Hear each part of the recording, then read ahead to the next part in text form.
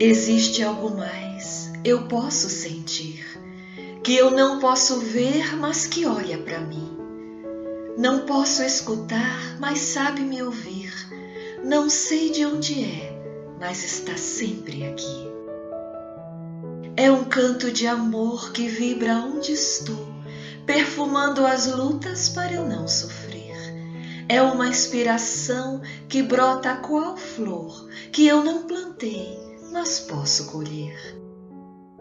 É um sopro de paz que me alenta a alma, uma luz que se esvai para não me ofuscar, que leve me envolve e logo me acalma, logo me adormece para eu não mais chorar. Existe algo mais que me ama demais, se importa demais, me aceita qual sou. Talvez seja um anjo, um encanto ou um pai, ou Deus derramando suas gotas de amor.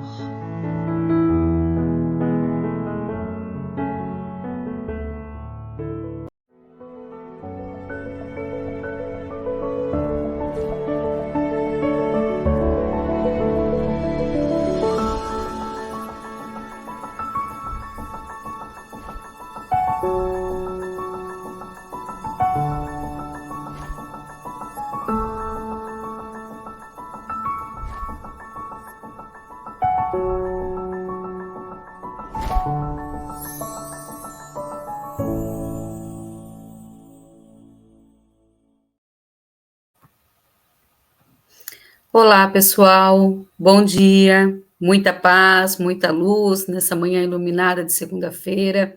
Está começando agora o nosso programa André Luiz no Cotidiano.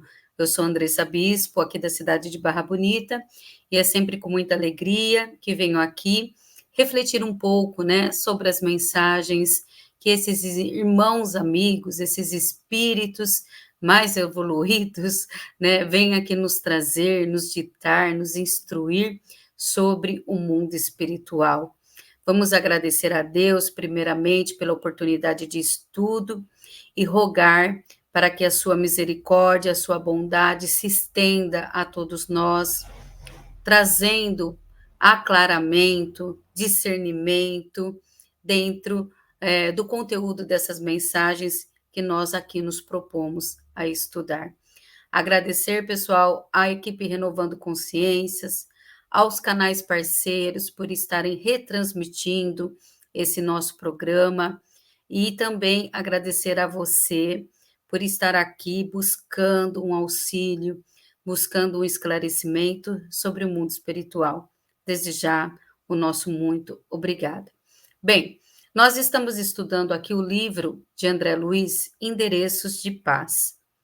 E essa obra, né, com 38 capítulos, né, a edição atualizada da FEB, a primeira edição tinha 32.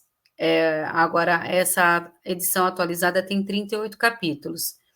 Tem, assim, reflexões lindíssimas e profundas sobre o nosso cotidiano, tudo o que nos envolve como seres imortais da criação. Hoje nós vamos fazer uma reflexão. O título é bem esse, reflexão, aonde André Luiz vai nos trazer aqui uma visão sobre o dinheiro. Você sabe qual é o papel do dinheiro na vida do ser humano? Como nós devemos lidar, né, de uma forma cristã, de uma forma a evoluirmos na nossa jornada evolutiva, trabalhando com situações financeiras em abundância. Como que a gente faz isso? Então, André Luiz, ele vem nos dizer, nos trazer essa reflexão para que a gente possa entender um pouco qual é o papel do dinheiro no mundo, né? Por que será que nós precisamos trabalhar e ganhar o nosso dinheirinho e o que fazer com ele? Então, a gente vai ler aqui e depois a gente vai refletir juntos. Com o título de Reflexões, André Luiz diz assim: o dinheiro que ajuda alguém é o companheiro da caridade. O dinheiro que educa é semeador de luz. O dinheiro que sustenta as letras edificantes é lâmpada acesa. O dinheiro que resgata dívidas é testemunho de correção. O dinheiro que estimula o bem nas suas variadas formas é missionário do céu. O dinheiro que alivia é bálsamo da vida superior. O dinheiro que cura é alimento divino. O dinheiro que gera trabalho digno é dínamo de progresso. O dinheiro que restaura o bom ânimo é fraternidade em ação. O dinheiro que planta alegria é fé renovadora, é criador de bênçãos imortais. Mas o dinheiro que para no cofre ou na bolsa, que não se converte à bondade, repousando indefinidamente longe da luta pelo enriquecimento comum, é metal inútil, que transforma o seu possuidor em balão cativo na terra, escravo das inutilidades, temores, sombras e convenções destrutivas que retêm a criatura, à distância da verdade, no purgatório da avareza ou da perturbação. Então vejam, pessoal, nós temos duas visões aqui de André Luiz sobre o dinheiro. Mas eu quero aqui relembrar com vocês, né, um conto que está nas escrituras sobre justamente uma situação aonde um irmão estava devedor e ele foi pressionado, né? Ele foi levado à presença, né, da pessoa com quem ele devia. E essa pessoa, né, ameaçou jogá-lo na prisão. Jogando na prisão,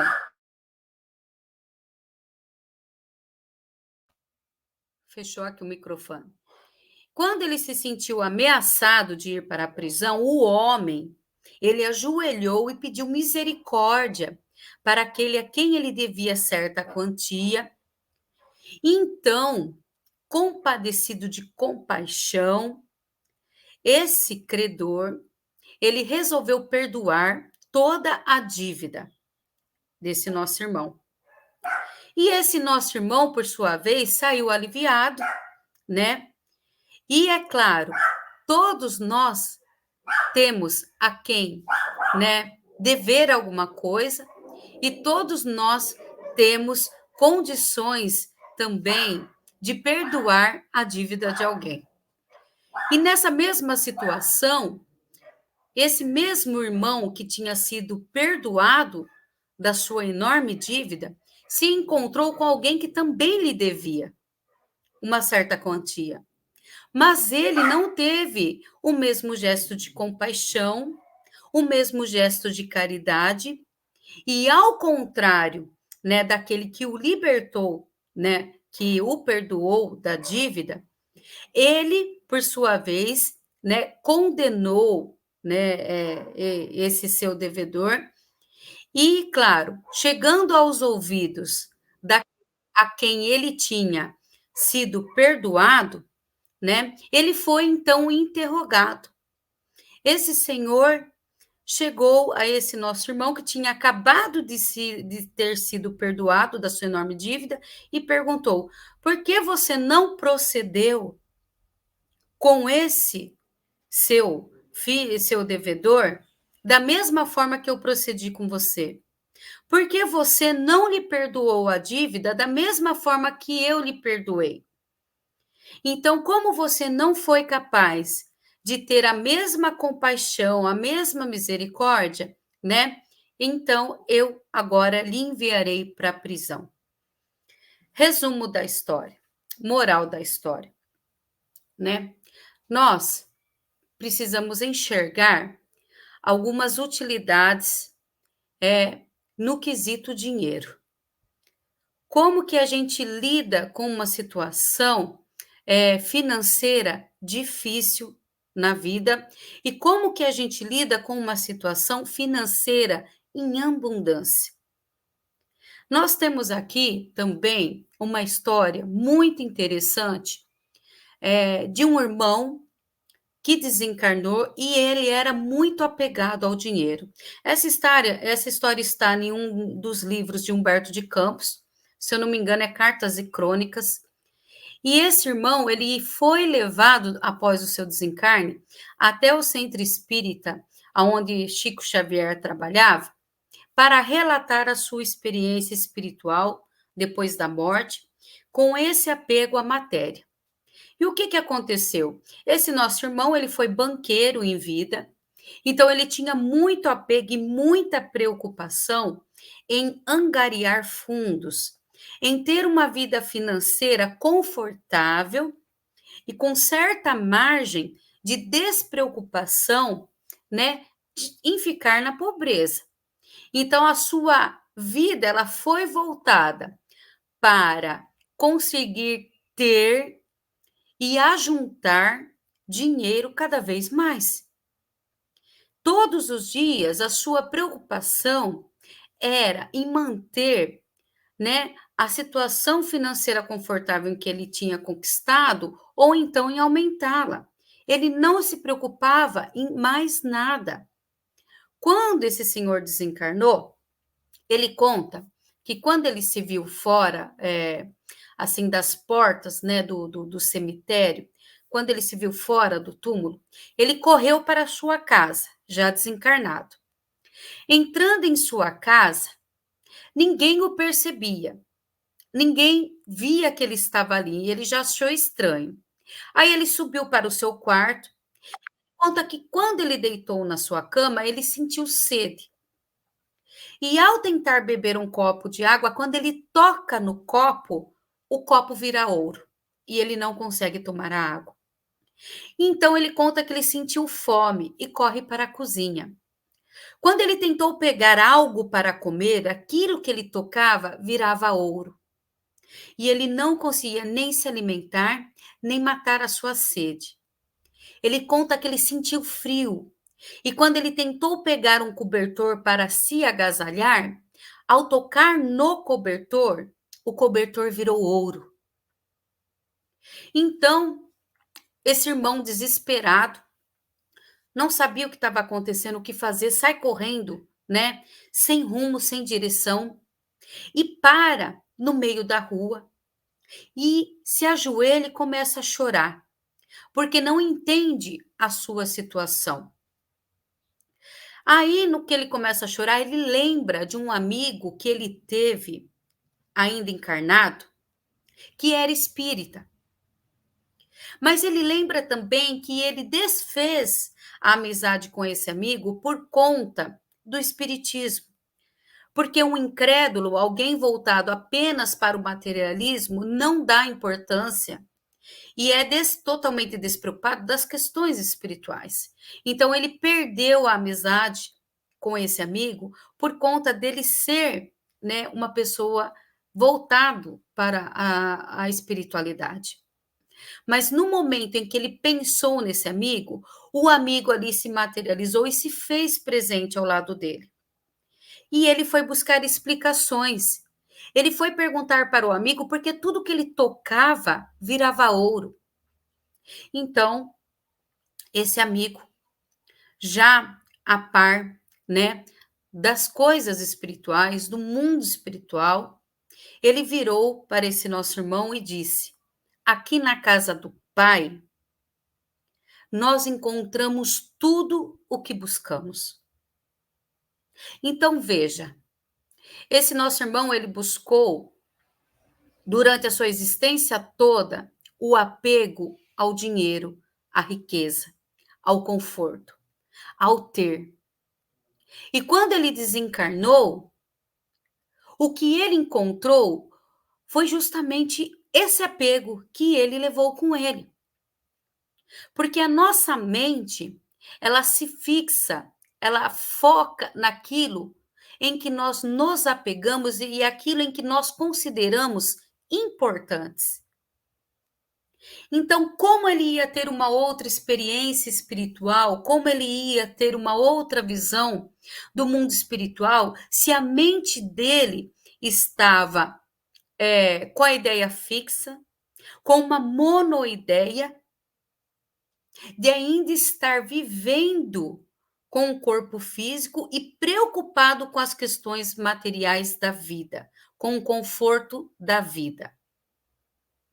E esse nosso amigo espiritual que o ajudou, levou para o centro espírita para dar testemunho e comunicação. E ele conta que lá nos atendimentos, até mesmo quando ele iria colocar o nome em papeizinhos, né, para que se fossem feitas orações para as pessoas com quem ele necessitava de auxílio aqui na Terra, quando ele pegava esses papeizinhos, no começo ele tinha muita ainda dificuldade, porque ao pegar os papeizinhos no mundo espiritual para colocar os nomes das pessoas amadas, viravam folhas de cheque. E que demorou para ele se desprender da mente da ideia do dinheiro. E foi aconselhado a esse nosso irmão, agora desencarnado, que ele se aproximasse de alguém que está na Terra com a mesma situação de apego à matéria e que ele pudesse dar boas orientações, boas inspirações de como proceder uma pessoa que vive em abundância material. E ele conta que a sua maior alegria, uma alegria nunca experimentada em vida, foi quando, em um desses atendimentos, desse auxílio, uma pessoa da qual ele se aproximou conseguiu receber e compreender o seu pensamento para ir de ajuda aos necessitados materiais. Então, ele disse para a pessoa: olha, você já tem bastante cobertor, por que você não compra um pouco mais de cobertor e distribui para as pessoas que vão passar frio agora no inverno? E a pessoa que recebia esse pensamento vindos desse nosso irmão que passou por sofrimento, né, essa prova difícil do apego ao dinheiro, ela acatou a sugestão e comprou os cobertores. Então ele conta que ele nunca havia experimentado tamanha felicidade, que a felicidade em doar-se, em auxiliar, não se compara em nenhum nível com a felicidade de você ter algum bem material. Isso é uma lição para todos nós. Porque muitas vezes na correria do mundo, do dia a dia, nós nos esquecemos dos verdadeiros propósitos divinos que nos cercam. Então, quando André Luiz vem tratar aqui reflexões, e essa reflexão ela vem justamente relacionada ao dinheiro, ao apego material, às vezes a gente não quer ouvir, porque nós não queremos, né, nos defrontarmos com uma consciência pesada de que nós estamos utilizando mal tudo aquilo que nos foi emprestado. Porque toda a nossa riqueza material, todo o nosso conforto material, que a gente considera fruto do nosso esforço, é fruto do seu esforço, mas acima disso, é um empréstimo divino para você usá-lo em favor, em benefício do seu irmão, das outras pessoas. Então, nós encontramos aqui no texto, o Evangelho segundo o Espiritismo, esse texto intitulado Emprego da Riqueza. Evangelho segundo o Espiritismo, capítulo 16, não se pode servir a Deus e a Mamon. E a instrução diz assim: não podeis servir a Deus e a Mamon. Guardai bem isso em lembrança, vós, a quem o amor do ouro domina, vós que vendereis a alma para possuir tesouros, porque eles permitem vos eleveis acima dos outros homens e vos proporcionam os gozos das paixões que vos escravizam. Não, não podeis servir a Deus e a Mamon. Se, pois, sentes vossa alma dominada pelas cobiças da carne, dai-vos pressa em alijar o jugo que vos oprime. Porquanto Deus, justo e severo, vos dirá: que fizeste, econômo infiel, dos bens que te confiei? Esse poderoso móvel de boas obras, o dinheiro, exclusivamente o empregaste na tua satisfação pessoal? Qual então o melhor emprego que se pode dar à riqueza? Procurai nestas palavras: amai-vos uns aos outros. A solução do problema, elas guardam o segredo do bom emprego das riquezas. Aquele que se acha animado do amor do próximo tem aí toda traçada a sua linha de proceder. Na caridade está para as riquezas o emprego que mais apraz a Deus. Não nos referimos, é claro, a essa caridade fria e egoísta, que consiste em a criatura espalhar ao seu redor o supérfluo, o necessário de uma existência duradoura. Referimos-nos à caridade plena de amor, que procura a desgraça e a ergue sem a humilhar. Rico, dá do que te sobra. Faze mais, dá um pouco do que te é necessário, porquanto o de que necessitas ainda é supérfluo, mas dá com sabedoria.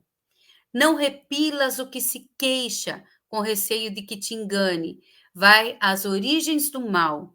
Alivia primeiro em seguida, informa-te e vê se o trabalho, os conselhos, mesmo as afeições não serão mais eficazes do que a tua esmola.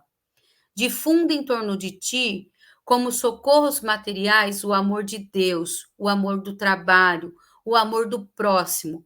Coloca tuas riquezas sobre uma base que nunca lhes faltará e te tragará grandes lucros, as boas obras. A riqueza da tua inteligência deve utilizá-la como a do ouro. Derrama em torno de ti os tesouros da instrução. Derrama sobre teus irmãos os tesouros do teu amor e eles frutificarão. Severus, em Bordeaux, 1861. Veja, pessoal, retomando aqui o nosso pensamento no Evangelho de Jesus, Jesus nos instruiu a juntarmos tesouros nos céus e não na terra. E quando chegou aquele moço e fez a seguinte pergunta para Jesus: Senhor, mestre, o que eu preciso fazer para entrar no reino dos céus? Jesus respondeu para esse moço: você deve observar as leis e cumpri-las. E o moço disse: sim, disso eu tenho feito desde a minha mocidade. Eu tenho observado a lei, os 10 mandamentos, as leis de Moisés, as leis divinas, tenho praticadas, né? Tenho tido para praticá-las e tenho respeitadas, como manda a vossa orientação. E Jesus vira para o moço e diz: agora então só te falta uma coisa. Vende todos os teus bens, distribua aos pobres e segue-me. E aí? Será que a gente está preparado para seguir Jesus? Será que a gente está preparado para deixar para trás todas as nossas riquezas materiais, todo o nosso conforto? Será que a gente está preparado para renunciar às extravagâncias, aos excessos do mundo? Será que a gente deixaria de ir ao shopping? Será que a gente deixaria de ir ao show, de ir no churrasco, de ir na festa, para poder seguir Jesus? Será que a gente venderia a nossa mansão? Ou então, será que a gente distribuiria as nossas riquezas aos necessitados, às instituições, para poder seguir Jesus? Será que a gente está pronto?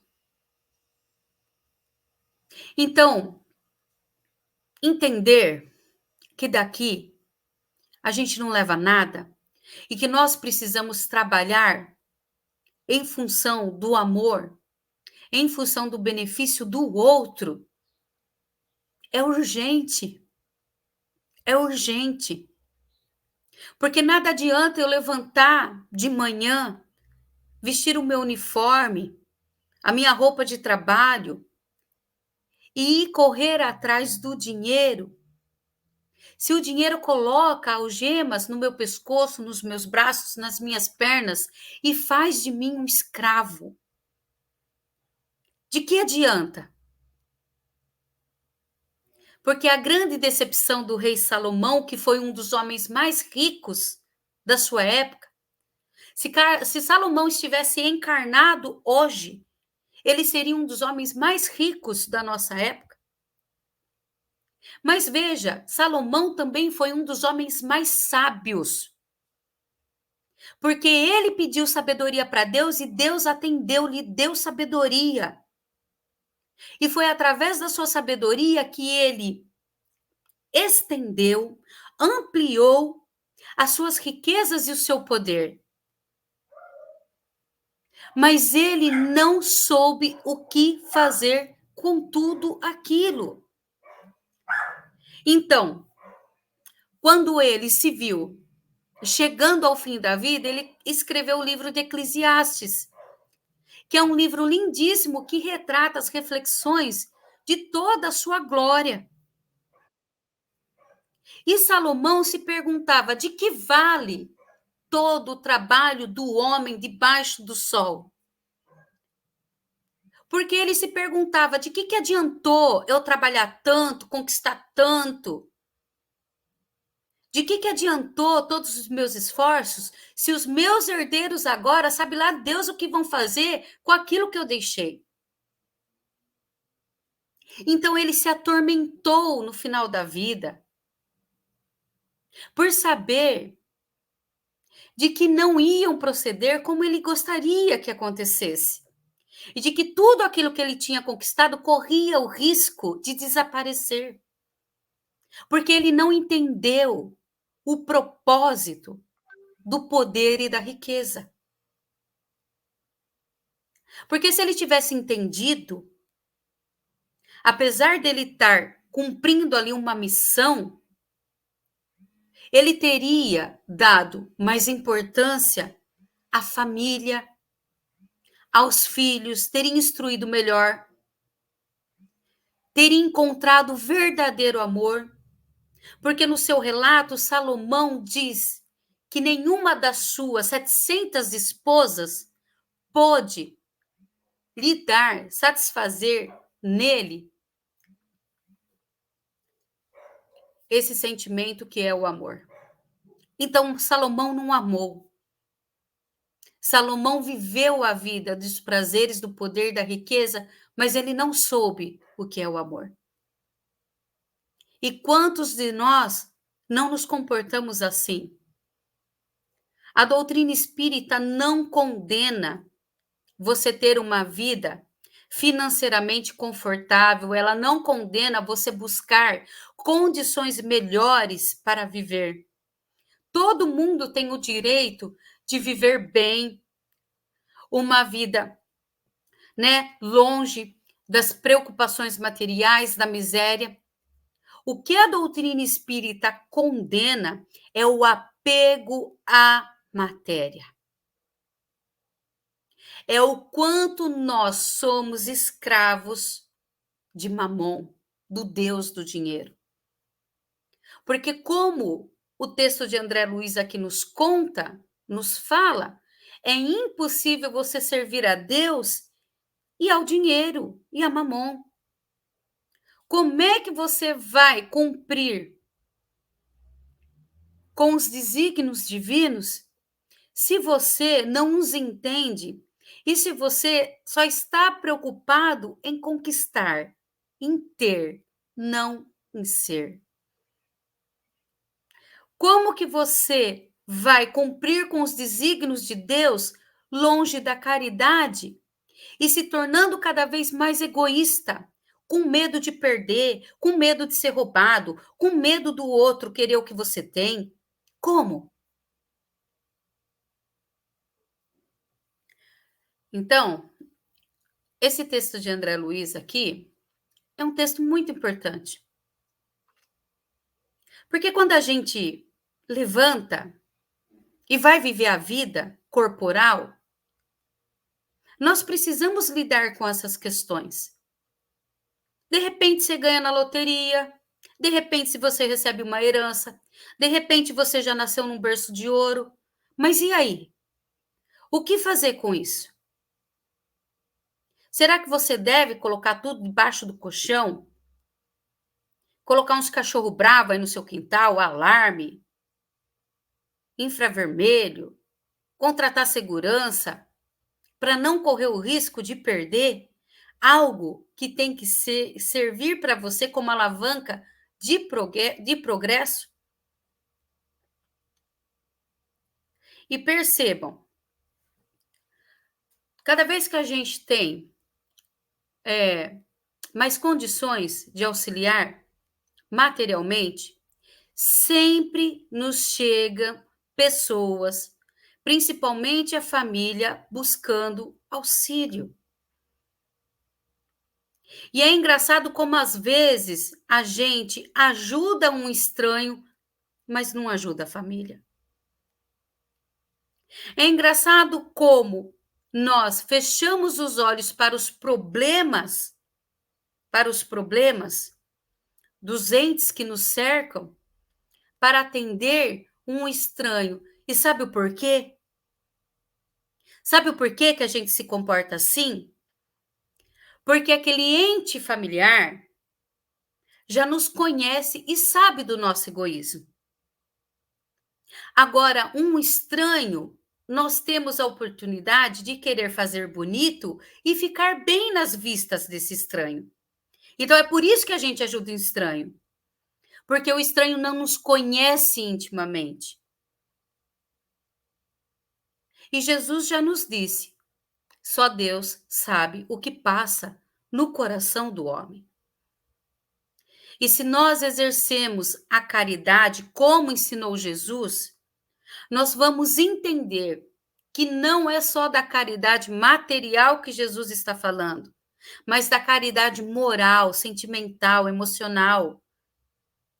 Só que para a gente exercer a caridade, não pode ter nenhum ponto, nenhuma vírgula, nenhum resquício de interesse por trás daquilo que você está fazendo. A partir do momento que você oferta a tua mão, a tua ajuda para alguém precisando de uma assistência material ou de uma assistência emocional, espiritual, se por trás dessa ajuda você esperar alguma coisa em troca, seja reconhecimento, gratidão, né, algum tipo de benefício, esquece. Isso aí não é caridade. Isso aí é barganha. Eu te dou, mas eu quero receber em troca. Então, nós vamos aprender a lidar com o dinheiro e ajudar o progresso, né, da humanidade, de uma sociedade, da nossa família, quando a gente entender o que é caridade.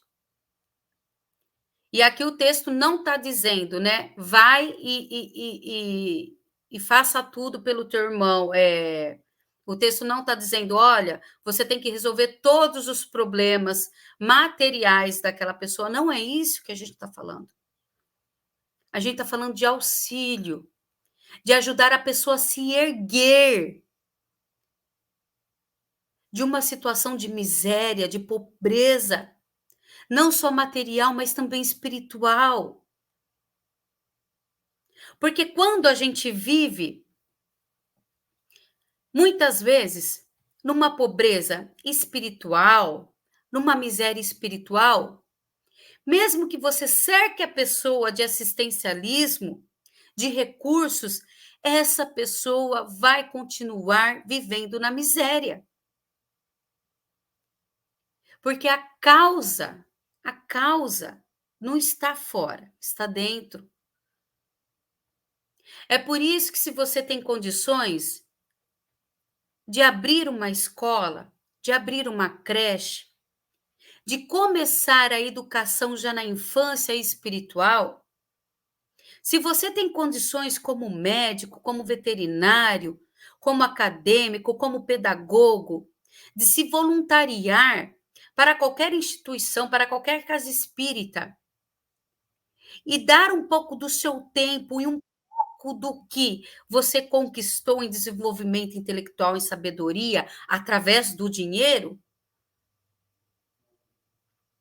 seria necessário que assim o fizesse. Porque nós estaremos dando de graça o que de graça a gente recebeu. Então, pessoal, falar de dinheiro nunca é fácil. Falar de dispor daquilo que temos é mais difícil ainda. Porque no mundo difícil em que a gente se encontra hoje, como é que nós vamos distribuir o pouco que temos? A gente fica em cima do muro. Mas se nós olharmos para a parábola do óbolo da viúva, o que aconteceu? Quando se iam dar as ofertas no templo, tinha um galardão, e por esse galardão ali se colocavam as moedas, e dependendo da quantidade de moedas, se fazia um barulho muito grande. Então, todo mundo que estava ao redor percebia que aquela pessoa tinha ofertado uma grande quantia para Deus. E aquela pessoa se exaltava. Todo mundo está vendo que eu tenho dinheiro e que eu estou dando muito do que eu tenho para Deus.